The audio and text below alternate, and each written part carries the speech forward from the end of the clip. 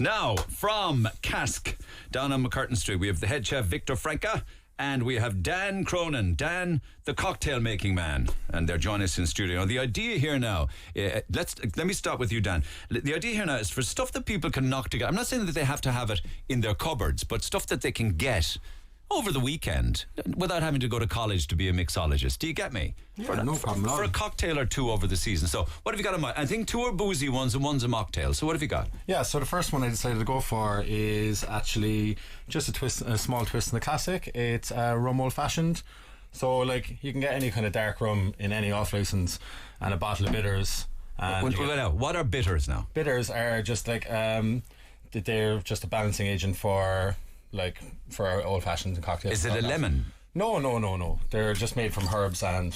Where would I get that? Actually, where would I get that? You'd actually pick them up in Bradley's for about €17. Okay. And they'd last for months and months. All right, so a small amount of that, I guess, is it? Yeah, just a small one. So when I'm starting off, I'd actually just talk you through it. So it's not a drink that needs to be shaken or anything like that. So today I'd just be stirring. It's a stirred down drink. So it's just so easy to make. Shaken, not stirred. Stirred, not shaken. So it's one of those drinks that it's just 60 mils of rum, 4 dashes of bitters, and 10 mils of sugar syrup, and the sugar syrup is made 1-to-1. How do you make that? So 1-to-1 means that one cup of caster sugar is to 1 cup of hot water, and then you just mix them together and you 1-to-1 sugar syrup. Do you see, that's the simplicity that I like to hear. Simple. Now we're filming this, so this will be put up on Facebook Live and all sorts of stuff, and up on our webpage and things, so people can recap. So go ahead. So you just go add 60 mils of rum, dark rum, okay? So you can actually do this all in a glass. Except you're using Waterford glass, you devil. You can stir it down in the glass though if you wanted. There's no panic there, to be honest. Okay, so that's the red rum. Yeah, so 1, 2, 3 or 4 of those bittery chaps in Bradley's. And just that's the sugar syrup. Okay? Yeah. So then ice. You can see this guy in action, Dan the cocktail man inside in Cask. What have you won? 3 world championships now at this stage? No, 2 national finals, and I'm actually in the final 3 of national final for Bacardi Legacy at the moment. And that Bacardi final would take it to Miami, right? Yes. Wow. Hopefully, if all things go right, hopefully that's exactly where I'll go. Do you ever pull simple things like pints of Guinness or anything in there? Or are you just 100%? I'm a Beamish man, hands down. Cork born and bred, yeah? Beamish in a drop. You're giving that a fair old shake. Actually, I can tell you that my friend James Bond, you know my friend Daniel Craig, he doesn't drink martinis. He drinks a Guinness, and he gets his head wrecked by people constantly asking him if he wants a martini. Okay. So you just you can actually just taste it as you stir. Kira's the taster. I don't do foxy water or white spirits. You taste as you stir. So when you're actually tasting it, you actually just check if it tastes a tiny bit too sweet. Well, where's the fruity aspect of that now? A bit too much. So I'll show you there now. So this is actually for a person who likes base spirits. So someone who likes to sit down and have a sipping cocktail. It's not something that you'd want to be. It's not a tropical thing. No, it's not something like your bog standard put an umbrella in it. Yeah. It's something that you sit down. So in front that's of the got fire. that's rum based, and that's a kind of a somebody having a conversation, having a chat by the fire kind of thing. Yeah, exactly. Yeah. Do you know? Yeah. And what are you doing? That you took the orange peel. Yeah, so I zested an orange, so you get all the oils in the skin of the orange and none of the bitterness from the rinds. So just peel a bit of the orange skin and squeeze it over the top, so the citrus oils actually go into the rum. Yeah. So it really matches rum and whiskey and whatnot. So it just gives it a lovely. Okay, so that's dark rum now. You didn't use a white Bacardi or anything, no? Okay, you driving? No, not now. Okay. Smells good anyway. She drinks this horrible concoction called an espresso martini, coffee cocktail. They're one of the most popular cocktails in the world. Okay, so how's that going for you? Oh, they wreck your head. Yeah. You can really get the orange off it. It's lovely. It's so fragrant. Because the orange is around the lip of the glass. It's not something you'd neck, but it is something that you buy a bottle of rum, you buy a bottle of bitters, and you'll get, out of 1 bottle of rum, you'll get maybe 12 drinks out of it. Okay. So it's just super easy to make. It takes 2 minutes. You can stir it in the glass and add a bit of orange to the end of it, and it's perfect. It's a really simple, straightforward really one. refreshing, actually. Yeah, okay. Well, all right. Okay, so we'll come back to Dan Cronin, number 2 cocktail from Cask in a few minutes' time. But Victor Franca, the head chef from Cask, originally, not originally, but you still are Brazilian. Yeah, so I got to ask you, it's Feliz Navidad in Spanish, but what is it in Portuguese? In Portuguese, Feliz Natal. Natal. Okay, so Feliz Natal. Feliz Natal To you. Feliz Natal to everyone. You guys forage a lot of your ingredients, don't you? Yeah. Where? We do. Yeah. On the beach? In the forests?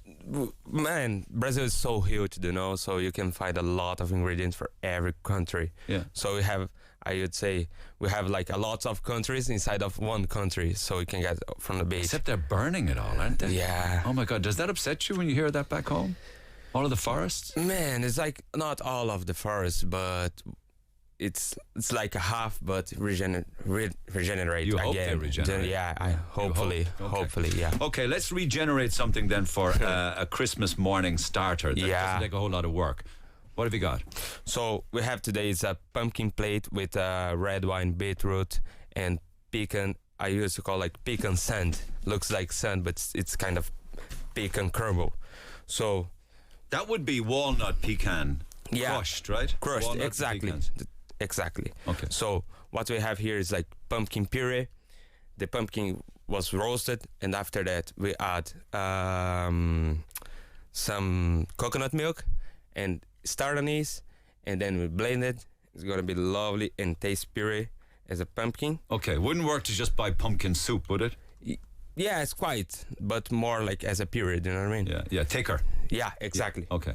So we're gonna have. So here. that's pumpkin cut in half and pureed and what have you. Exactly. You're using a tin of coconut milk, star anise, which will be shaved into it. Yeah. Salt and pepper. Just a little bit of flavor, salt and pepper, and then you can taste it. So we're gonna put here on the plate. It's simple, easy. Okay, and so what you've really done, taste so it. that involves 3 dollops, 1, 2, and 3, and then this is beetroot. It's just beetroot like you'd buy.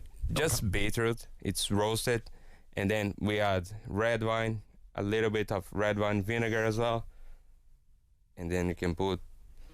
But you didn't roast it with the red wine. This is after it's roasted. You just like marinated it. It's marinated, For how exactly, for 24 hours. So you can like do one day before, put some cloves if you want, and then leave It's in like the a fridge. sexy version of beetroot, then, if you like. Exactly. So each piece, although you're struggling with it there to get it out of the tub. It's kind of segment, so Yeah, so a segment on top of the pumpkin puree. And then on top of that, I'm figuring you're going to go for the nut crumbs, the walnut. exactly, to be crunchy and remind us about like sand.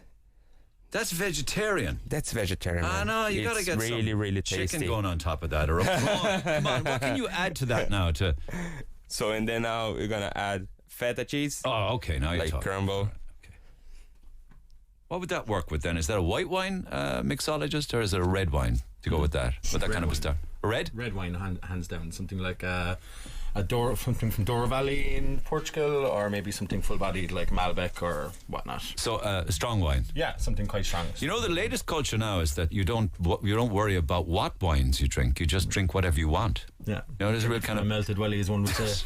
yeah, whatever. Oh, hang on a second. That's the juice now going on top of it, which That's is the the juice red going wine on marinade. top, of the feta cheese. Okay, so if you did, that looks fantastic. It's full of color, and I love it. But if you wanted to add something to that, would it be prawn? Would it be chicken? Could it be some beef, a feather blade of beef or something? I would say some chicken. Yeah. Yeah, so you can take some chicken breast and then slice and put on top, or maybe make a base of chicken breast. It's very And quickly then- put together, though, isn't it? Yeah, it's really, really quick, easy, and looks nice for a starter for Christmas time. You know what I mean? Okay, let's go for the mocktail, right? So this is where there's no booze involved, but it's kind of alcohol-free booze, isn't it? Yeah, so like alcohol-free spirits and alcohol-free beer and everything are after on the rise up. So So would people come into you in Cask now and have an alcohol-free gin and tonic? yeah, so like what I've actually brought with me today is Sultry, which is like a non-alcoholic gin. So like gin is juniper-based spirit. And so since this is juniper based and they actually distill it properly and then they take out the alcohol afterwards, I decided to go with Sultry, which is actually available. Like these non-alcoholic gins are readily available in off licenses. And does it taste like a gin and tonic? Yeah, it tastes perfectly like Because a gin and tonic. alcohol-free wine is shocking stuff. Like. Yeah, I mean, it is a bit rank, right? It is. But you know what? It's on and up and up. Like, you're going to get better and better. Like, there's alcohol-free Prosecco, there's... It's alcohol-free everything. There's alcohol-free Like everything at the the Heineken Zeros and the Carlsberg Zeros, they're on draft now. And Yeah, the everything. Heineken Zero probably sells more than the bottles of Heineken, I'd say, for any of us. And soon enough, you think, will it ever outsell alcohol beer? Oh, I don't know about that now. We're still in Ireland. Because I know of people who've gone out for entire nights and drank pints of alcohol, of zero, Heineken Zero, and they've found that they almost thought they were getting half drunk. Yeah, so a lot of still them, having a great A lot time. of them actually as well, like the Paulaner and Erdinger are actually, the non-alcoholics are actually isotonic drinks as well, so they actually can be quite good for you. Okay, all right. Okay, well, get it together. Let's make some noise. Okay, no problem at all. So you got the... Okay. So this, what I'm going to make is a non-alcoholic raspberry gin fizz. So it's super light, super easy. It is just 50 mils of Silk-Tree non-alcoholic gin and 25 mils of lemon juice and 15 mils of sugar, and then raspberries shaken up. And Actual raspberries. Actual raspberries. So Okay. it's great for, because like at home over Christmas, a lot of people would have a lot of fruit left over, and you could actually do this with any bit of strawberries, Okay. blackberries, any bit of fruit really. So Okay. I'm just going to start, okay? Yeah, so go it's for just it. 50 mils.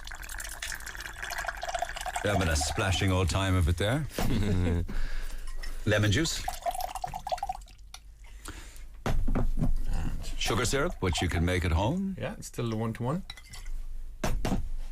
And that goes, there goes the fruit. Yeah, just 3 or 4 raspberries. Okay. Then what happens next? Blitz it? Just shake the crack out of it. Into an ice shaker. So now it is shaken, not stirred. Get the job done. And did that break up the raspberries? Yeah, now, so raspberries, and even when they're a bit softer, they're With the better, ice, but they like just if you give it a proper shake, which the is, ice will decimate them, yeah. yeah, it's just to dilute it, chill it, and oxidize as well. So it's just You thought you were short on sugar, did you? just a small bit. Okay. And You're straining it. yeah, so what None I'm of the doing bits. is I'm just using, like, you can actually use a tea strainer or anything. It's just called a fine strainer. Okay, well, I can try that one now, so I'm looking forward to that. And I can try it with my beautiful, beautiful starter that Victor Franco put together for us, which is absolutely gorgeous. I forgot how gorgeous beetroot actually is. Yes, It's fantastic. Although I need to be really careful. colorful. Yeah. It's what are you adding to that now? Just a bit of soda water to top it off. All right, so bait it into me, as the actress said to the Yeah, just bishop. give it 1 second there. Just put this. Oh, more of the lemon zest. Yeah, is just it? a small bit of zest on top, just for the bit of aroma. Like you could so do that at home, lads. Check out the videos of this, because you could, because everything like that is accessible. You know, you don't have to go trade on it, like, you know. Yeah, it's just Cheers, really happy easy, Christmas. light. Yeah, it does taste like. It does taste as if there's some kind of gin in it. Of course, there's not. It's the botanicals I'm getting, isn't it? Yeah, it's super light. So the Silk-Tree is, it's quite a winter. That's why I went to this one. It's quite a wintry one. So the botanicals are like, it's obviously juniper, cinnamon, orange. So I just kind of wanted to go with It's the very refreshing. wintry vibe. Yeah, okay, I'm going to let you finish up, Dan, in a couple of seconds with the last cocktail, and we'll come back to you in a few seconds' time. Victor Frank, the chef from Cask. Any little tips for people with regards to turkey and ham? And got a great tip this morning on spiced beef, as in, after you've cooked it, don't take it out of the water. Let the Yeah. Go ahead. What have you got? So for spice beef, the secret is like after you cook it, let's say 2 hours simmery, and cover it. Depending on the size, though. Depends on size. That's I'm saying like for 2 kg, something like that. So after that, just leave on the water for 2 hours to cool down, and then take it out. That's like the secret for these. And the ham is quite easy as well. So for 3 kg, I would say 2 hours simmery. And then the turkey, if it's stuffed, 45 minutes per kilo, we're gonna leave like an hour, or if it's not stuffed at 40 minutes per kilo, it's gonna be enough. But to have some tricks for turkey, like after that, that's not an option. You have to do that, like cover it and then leave around 20 minutes or 25 minutes just to relax the meat, and then you're gonna see it's gonna be more like juicy. So like a steak or anything, don't cut it the minute you take it out of the oven. You got to let it stand. Yeah, so no, take it out of, take off the oven and then cover it. Did you ever see one of those? These are called pop-up timers. You can get them in Hickeys on mailers. Yeah, I think they're only like €2 or €3 for 2 of them. You stick them into the breast of the bird. this works. It This works. Yeah, this works. Yeah. Works. Yeah. So And when the turkey's cooked, it pops up. exactly, pops up, and then you can take it out and leave like 20 minutes to relax the meat, and get more juice inside. When you're doing just finally, and I'll let you go then, when you're doing the ham or the spiced beef, do you add anything to the water? Would you use beer? Would you use stout? Would you use cider? Would you put lemon in there? I would say Beamish is gonna work like so well with this. Both of you are Beamish fans then, I see. Yeah. Right, okay. All right. So what? A couple of cans of Beamish in with Exactly, with the and spice? water. It's gonna be fine. And Dan, the cocktail making man. We didn't have time to get the third one made, but what did you make? So what I made is it's a drink very dear to my heart. It's called Ito. It's my drink for the Bacardi Legacy. It's super easy to make at home. It's 50 mils of Bacardi, 10 mils of Martini Bianco, both sold in Bradley's as well. Everybody has Martini. Yeah. Everybody has Bacardi. Exactly. Yeah. Eight grapes muddled and 1 drop of toasted sesame oil, so it doesn't smell how it tastes. It smells super savoury, but it tastes super light and fresh like grapes. That's amazing. Yeah, it's That's super amazing. easy. So it's my drink. It's my thing for Bacardi Legacy for the final 3. Okay, so that's the drink that hopefully will take you to Miami. Yes, it's supposed to be the whole thing is trying to make your own classic. So it's trying to create your own classic that anyone can make walking through a supermarket. Okay. So that's the recifications. Super stuff. Thank you both for coming in. Thank you to head chef Victor Franca from Cask. And if you want to try Victor's food, and you do terrific tapas, congratulations on all of that in Cask. And also Dan Cronin, the mixologist, cocktail man.